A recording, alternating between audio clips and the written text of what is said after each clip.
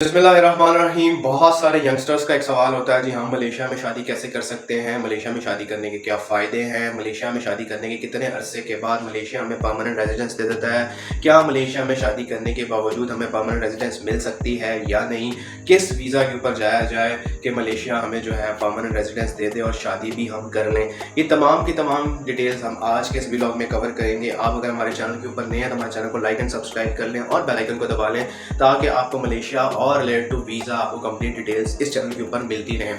Calling visa के हवाले से बहुत सारे लोगों का सवाल था, मैंने कॉलिंग वीज़ा के हवाले से ऑलरेडी एक वीडियो बना के रखी हुई है, आप जाके मेरे चैनल के ऊपर कॉलिंग वीज़ा के ऊपर देख सकते हैं, अभी लेटेस्ट क्या अपडेट्स चल रही हैं।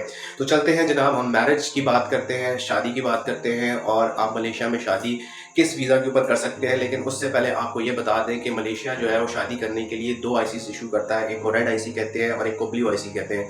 जो मलेशिया में लोकल लोग हैं, जो मलेशियन गवर्नमेंट जिनके पास ऑलरेडी नेशनलिटी है, जो मलेशिया के अपने लोग हैं, उनके पास जो है ब्लू आईसीस होती हैं। और जो फॉरनर्स जाके मलेशिया में शादी करते हैं, जिस तरह पाकिस्तान, इंडिया, बांग्लादेश या इसके अलावा और मुस्लिम कंट्रीज से लोग जाते हैं या चाइना से लोग जाते हैं, जाके मलेशिया में शादी करते हैं मलेशियन खातून के साथ, तो उनको रेड आईसीस इशू किया जाता है।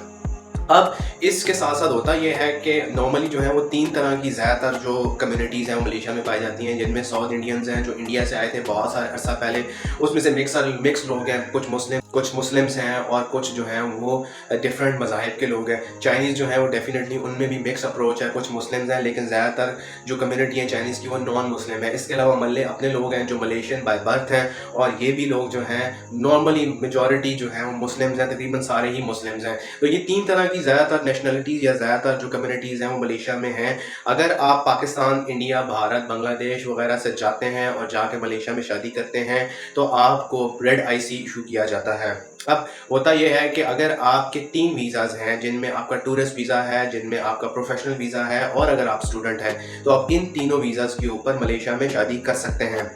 एक अंदाजे के मुताबिक जो कि सर्वे हुआ था 2019 में और 18 में, जिसके मुताबिक अराउंड 65% परसेंटेज जो है वो मलेशिया में फ़ीमेल्स की है और 35% जो है वो मेल कम्युनिटी की है। इसलिए मलेशिया में शादी करने का जो रुझान है अदर दैन मलेशिया वो बहुत ज़्यादा है। इसके साथ साथ आपको ये भी बता दें कि मलेशिया में अगर आप जाते हैं और मलेशिया में आप शादी करते हैं तो आपके पास अगर प्रोफेशनल वीज़ा है, अगर आपके पास स्टूडेंट पास है, स्टूडेंट वीज़ा है या आपके पास जो है वो टूरिस्ट वीज़ा है, तो आप इन तीनों वीज़ाज़ के ऊपर शादी कर सकते हैं। अगर आप इसके अलावा किसी वीज़ा के ऊपर जाते हैं, जैसे नॉर्मली वर्कर्स लोग जाते हैं और वो शादी करते हैं, वो शादी तो कर लेते हैं लेकिन वो शादी उनकी रजिस्टर्ड नहीं हो सकती। इसलिए आपको ये चाहिए कि आप इन 3 वीज़ाज़ पे जाएं अगर आप शादी करने का प्लान बना रहे हैं। अब तरीकाकार ये होता है, अगर आप वहाँ पे मलेशियन फीमेल से शादी कर लेते हैं तो आपको 6 महीने के अंदर अंदर मलेशिया को छोड़ना पड़ता है, आपको अपने होस्ट कंट्री में वापस आना पड़ता है और यहाँ से आपका वीज़ा आपको भेजा जाता है। जो आपकी फ़ीमेल वहाँ पे हैं वो मलेशिया से आपको वीज़ा भेजती है प्रॉपर्ली, फिर आप वहाँ पे जाते हैं।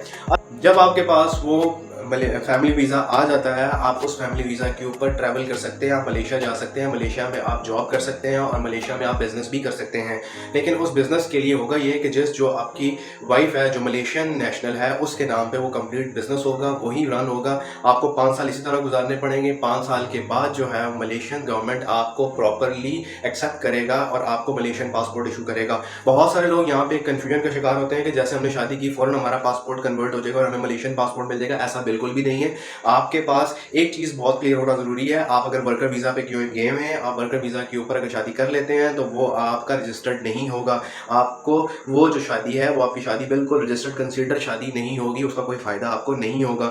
अगर आप बाकी 3 वीज़ाज़ के ऊपर आप जाते हैं तो आपका वो वीज़ा एक्सेप्टेबल है फॉर मैरिजेस। और इसके साथ साथ बहुत सारे लोग इस चीज़ का कन्फ्यूजन का शिकार भी होते हैं कि हम अगर जाते हैं तो हमें फ़ौरन शादी के बाद हमारा पासपोर्ट कन्वर्ट हो जाएगा और हमें मलेशियन पासपोर्ट मिल जाएगा। नहीं, आपको 5 साल के बाद मलेशियन गवर्नमेंट वो पासपोर्ट इशू करेगी और उम्मीद करेगी कि आप अब हमारे नेशनल हैं।